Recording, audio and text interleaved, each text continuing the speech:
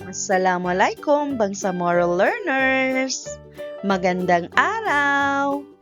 Ito ang ating Filipino 5, Term 1, pangalawang linggo. Under the MPHTE BARM Contextualized Matatag Curriculum. Ang ating paksang aralin ay tekstong naratibo, epikong bayan, bidasari, na may kaugnay na mga paksa, kaantasan ng pang-uri, paggawa ng poster. Mga kasanayan at layunin. Sa pamamagitan ng aralin, ang mag-aaral ay inaasahang: una, nauunawaan ang nilalaman at katangian ng epikong bayan sa pamamagitan ng pagsusuri sa ugnayan ng kabayanihan, pananampalataya at kulturang Pilipino. Pangalawa, naiuugnay ang sariling karanasan sa konsepto ng kabayanihan batay sa nilalaman ng epikong bidasari.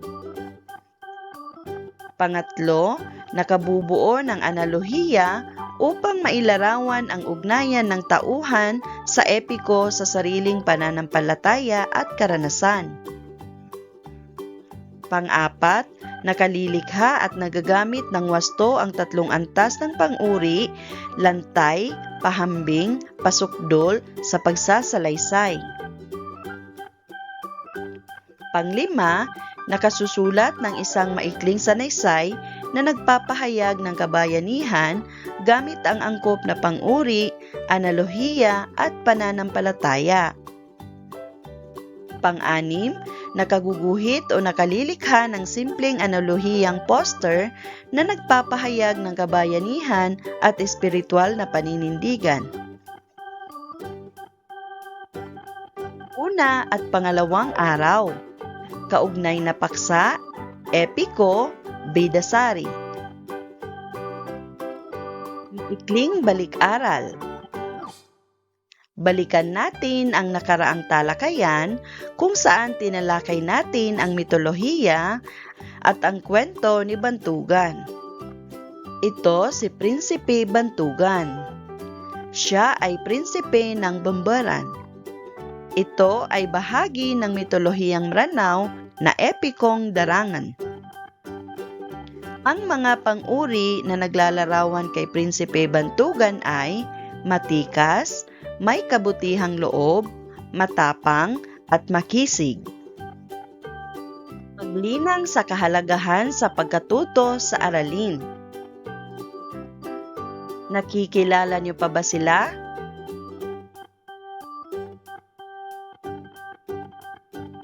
Isipin natin. Paano kaya kung ikaw ay isang bayani? Ano ang mga katangian na gusto mong taglayin? Kung may nais kang makausap na bayani, ano ang sasabihin mo sa kanya? Bakit? May mga paniniwala ka bang nakaugnay sa pagiging bayani ayon sa inyong pananampalataya? Ang halimbawa nito ay, ang tunay na lakas ay mula sa Diyos. Ano ang isang konkretong paraan upang maipakita mo ang kabayanihan sa inyong paaralan o tahanan? Sa paanong paraan mo maipapakita sa ibang tao ang kabutihang asal at pagiging mapanalig sa Diyos? Paghawan ng bokabularyo sa nilalaman ng aralin. Analohiya. Isang paghahambing ng dalawang magkaugnay na ideya o bagay upang linawin ang kahulugan o ugnayan. Halimbawa, tauhan, kwento, aktor, pelikula. Prinsipe Bantugan, epiko. Maria Makiling, alamat. Narito ang mga ilan pang halimbawa ng analohiya. Paaralan, guro. Bahay, magulang. Ang ibig sabihin, guro ang gumagabay sa mga bata sa loob ng paaralan, tulad ng mga magulang kapag nasa bahay ang mga bata. Bilog, gulong, parisukat, kahon. Ibig sabihin, ang gulong ay bilog, tulad ng kahon na parisukat ang hugis. Pagproseso sa pag-unawa. Epiko. Isang anyo ng tulang pasalaysay na tumatalakay sa kabayanihan ng isang pangunahing tauhan na may kakaibang lakas, talino at paninindigan. Karaniwang umiikot ang kwento sa pakikipagsapalaran ng bayani upang malampasan ang mga pagsubok at mailigtas ang kanyang bayan, pamilya o karangalan. Katangian ng epiko. May bayani o bidang may pambihirang katangian. Tumatalakay sa relihiyon, moralidad at kultura. May mahahabang tagpo ng pakikipaglaban o paglalakbay. Isinasalamin ang mga paniniwala ng sinaunang lipunan. At kadalasang pasalita, isinasalaysay o inaawit. Narito ang mga halimbawa ng epiko mula sa iba't ibang rehiyon ng bansa. Biyag ni Lamang, Ilocos. Ito ay tungkol sa isang batang bayani na marunong magsalita sa kanyang kapanganakan. Hinilawod, Panay. Pakikipagsapalaran ni Nalabaw Dunggon at kanyang mga kapatid. Darangan, Maranao ng Mindanao. Tumatalakay sa kabayanihan ni Prinsipe Bantugan. Bidasari ng Muslim Mindanao. Karanasan at espiritual na pananampalataya ni Bidasari. Pagproseso sa pag-unawa. Ang Bidasari ay isang epikong bayan mula sa Mindanao. Ipinapakita rito ang kultura ng mga Muslim, partikular ang paniniwala sa espiritu at kaluluwa. Ang buhay ni Bidasari ay nakatali sa isang isda, isang simbolo ng espiritu at ang kanyang kagandahan, kabutihan at pananampalataya ang nagsilbing sandatan niya sa kabila ng pagsubok. Isa ito sa iilang epiko na may babaeng pangunahing tauhan na sumasalamin sa kabutihang loob, pananampalataya at dangal. Narito ang buod ng epikong Bidasari. Ang pamagat nito ay Bidasari. Noong unang panahon, may isang napakagandang dalaga na nagngangalang Bidasari. Siya ay anak ng isang hari, ngunit napahiwalay sa kanyang mga magulang noong siya ay sanggol. Natagpuan siya at inampon ng isang mayamang mangangalakal at ng kanyang asawa at pinalaki nila ito na parang tunay nilang anak. Habang lumalaki, lalong gumaganda si Bidasari at nakilala siya sa buong kaharian dahil sa kanyang kagandahan at kabaitan. Nang mabalitaan ito ni Reyna Lilasari, nagsimula itong mainggit dahil sa natatakot siyang mas higitan siya ni Bidasari sa kagandahan. Dahil sa matinding inggit, ipinadakip ni Reyna Lilasari si Bidasari at pinahirapan. Kalaunan ay natuklasan ng Reyna ang lihim ni Bidasari. Ang kanyang buhay ay nakatali sa isang gintong isda. Tuwing inilalayo ang isda sa kanya, nawawalan siya ng buhay at tila namamatay. Kapag ibinabalik naman ang isda, muli siyang nabubuhay. Isang araw, nakita ni Prinsipe Mangarapatra ang tila walang buhay na si Bidasari at humanga sa kanyang kagandahan. Nang malaman niya ang katotohanan tungkol sa gintong isda, tinulungan niya si Bidasari. Sa tulong ng prinsipe, muling nabuhay si Bidasari at naligtas mula sa mga pagsubok na ipinataw ng reyna. Sa huli, nalantad ang kasamaan ni Reyna Lilasari. Nanaig ang kabutihan at katarungan. Nagkatuluyan sina Bidasari at Prinsipe Mangarapatra at namuhay ng masaya sa kanilang kaharian. Pinatnubayang pagsasanay. Bidasari at ako. Analohiya. Ibigay ang angkop ng mga salita upang maipakita ang kaugnayan ng dalawang ideya. Una, Bidasari, pagtitiis. Ako, patlang. Pangalawa, Bidasari, katatagan. Ako, patlang. Pangatlo, Bidasari, isda. Ako, patlang. Sagutin natin. Una, Bidasari, pagtitiis. Ako, pagsisikap. Ang ibig sabihin ay, si Bidasari ay nagtiis sa mga pagsubok, gaya ko na nagsisikap sa pag-aaral. Pangalawa, Bidasari, katatagan. Ako, determinasyon. Ang ibig sabihin, si Bidasari ay naging matatag sa kabila ng mga paghihirap, gaya ko na hindi sumusuko sa mga hamon. Sa pangatlo, Bidasari, isda. Ako, hangin.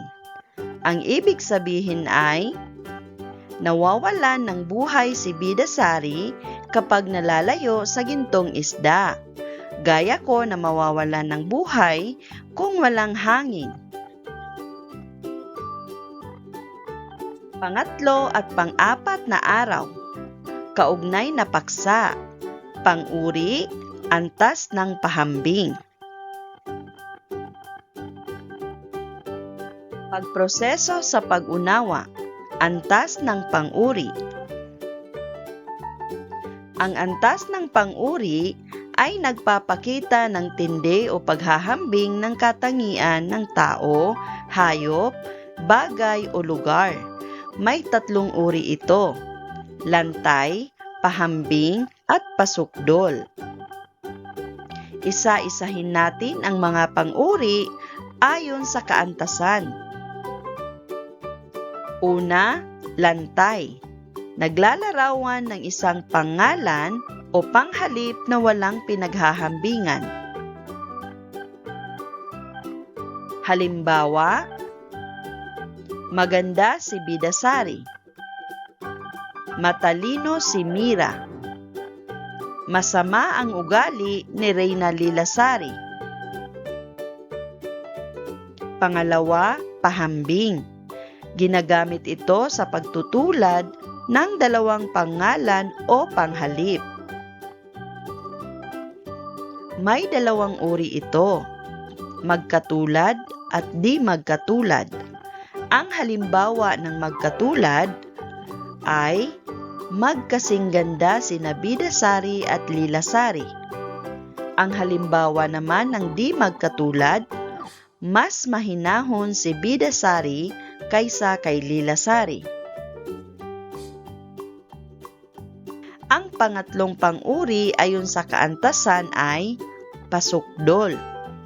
Ito ay uri ng paghahambing na namumukod o nangingibabaw sa lahat ng pinaghahambing.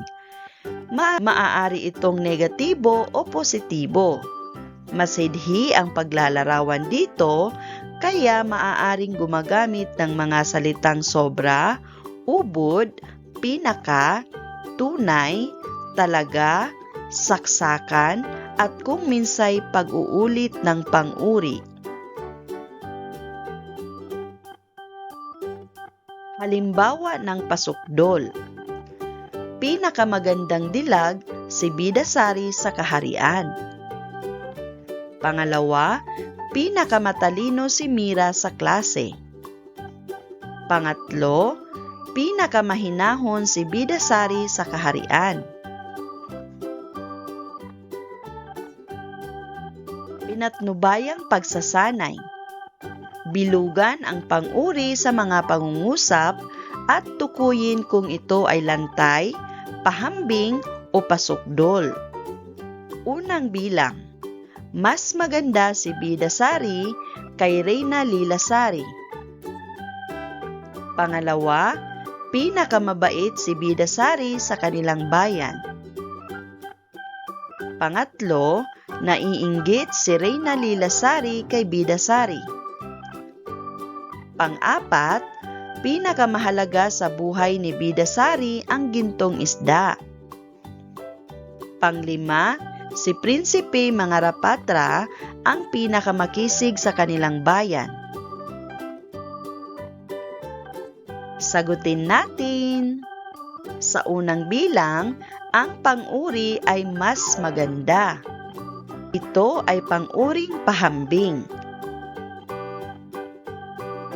Pangalawa, pinakamabait. Pasukdol. Pangatlo, naiinggit. Lantay. Pang-apat, pinakamahalaga. Pasukdol. Pang-lima, pinakamakisig. Ito ay pasukdol. Paglalapat at pag-uugnay. A. Panuto.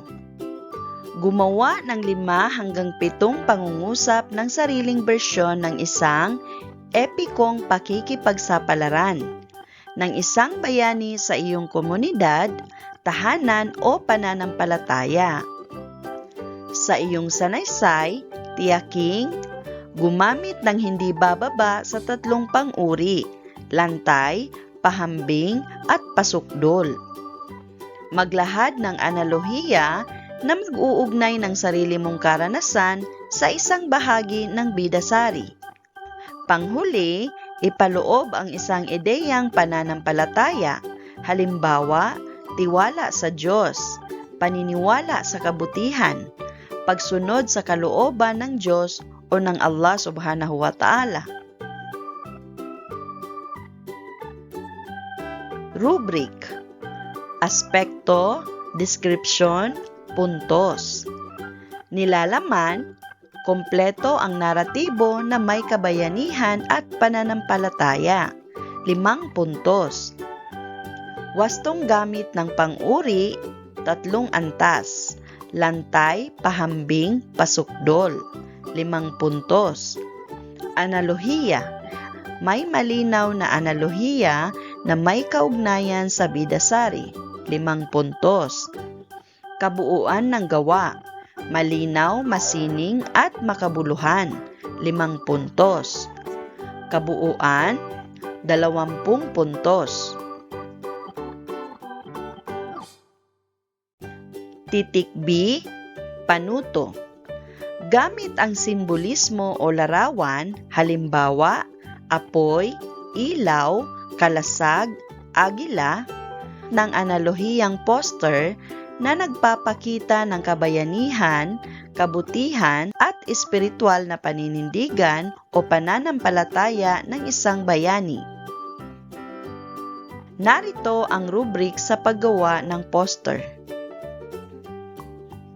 Pamantayan, kalinawan ng mensahe, pagkamalikhain at orihinalidad, paggamit ng simbolismo, kalinisan at ayos ng poster, slogan o kasabihan. 5 araw, pagtataya. Titik A, piliin ang tamang sagot, bilugan ang titik ng tamang sagot. Una, ano ang pangunahing layunin ng isang epiko? A, magturo ng matematika. B, maglahad ng kasaysayan ng isang bayan. C, ipakita ang pakikipagsapalaran ng isang bayani. D, magkwento ng mga hayop. Pangalawa, alin sa sumusunod ang analohiya? A. Maganda si Bidasari. B. Si Bidasari ay parang isda. C. Bidasari, isda. Ako, panalangin. D. Pinakamagandang babae si Bidasari. Pangatlo, anong antas ng pang-uri ang ginagamit sa paghahambing ng dalawang pantay na bagay? A. Lantay. B. Pahambing na di magkatulad. C. Pasukdol. O D. Pahambing na magkatulad. Titik B. Isulat ang tamang antas ng pang-uri, lantay, pahambing o pasukdol. Ikaapat, mas mahinahon si Bidasari kaysa kay Lilasari. Panglima, pinakamagandang dilag si Bidasari sa kaharian. Titik C, kumpletuhin ang pangungusap.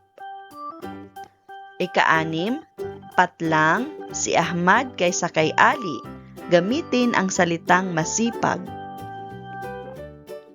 Pang-7, patlang ang rosa sa lahat ng bulaklak sa hardin. Gamitin ang salitang maganda. Pang-8, patlang ang aming paaralan. Gamitin ang salitang malinis. Pang-9, patlang si Mariam sa kanilang klase.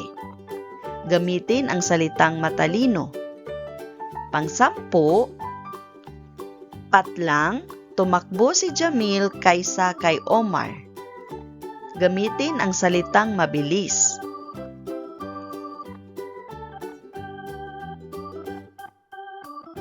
At dyan nagtatapos ang ating aralin. Huwag kalimutang mag-like, comment, share, at mag-subscribe para sa iba pang mga aralin. Wassalam, hanggang sa muli, paalam!